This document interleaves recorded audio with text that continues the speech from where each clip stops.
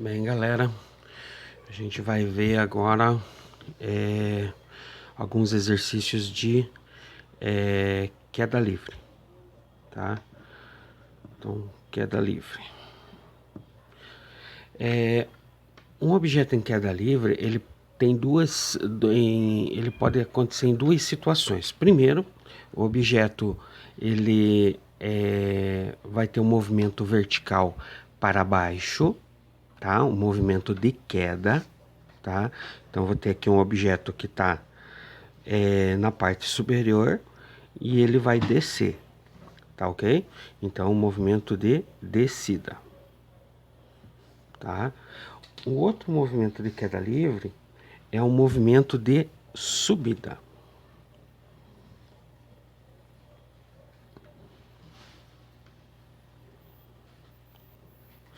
Subida. Tá? Então, o objeto pode descer ou pode subir, tá?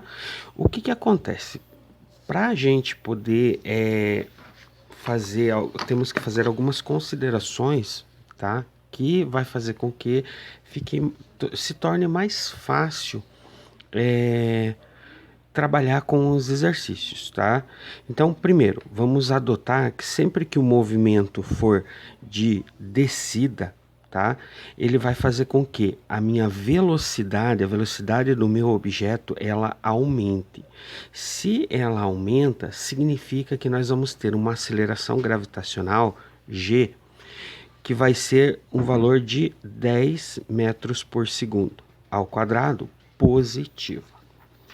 No movimento de subida, o que acontece? O objeto vai subindo, ele vai reduzindo a sua velocidade, tá? Até atingir a altura máxima, tá? Na altura máxima, a velocidade do objeto é zero, tá? Então, o que acontece com a velocidade? A velocidade vai diminuindo. Então, na subida, a gente vai utilizar a aceleração gravitacional como sendo menos 10 metros por segundo ao quadrado. Ok? Quais são as fórmulas que a gente pode utilizar no movimento de queda livre? Então, são as mesmas fórmulas que a gente vai utilizar do movimento retilíneo uniforme, com o único detalhe que no lugar da aceleração, nós vamos ter a aceleração gravitacional, que é representado pela letra G. Então, vou ter aqui V igual V0 mais G vezes T. Então, note que no lugar do A, da aceleração, eu coloquei o Gzinho relacionado com a gravidade, tá? A equação de Torricelli também, tá? Vamos utilizar ela, V0 ao quadrado mais 2 vezes G vezes agora o H, tá? O H vai representar a nossa altura.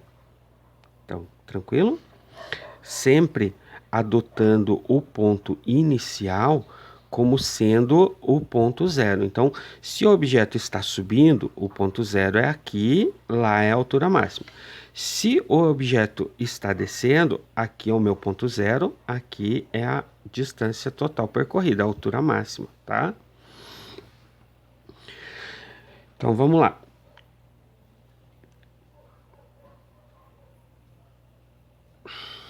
Então, a equação monstro também pode ser utilizada, V0 vezes T mais G vezes T ao quadrado sobre 2, tá ok? Então, essas são as três equações que a gente vai utilizar para queda livre, que são as três equações do movimento retilíneo uniformemente variado.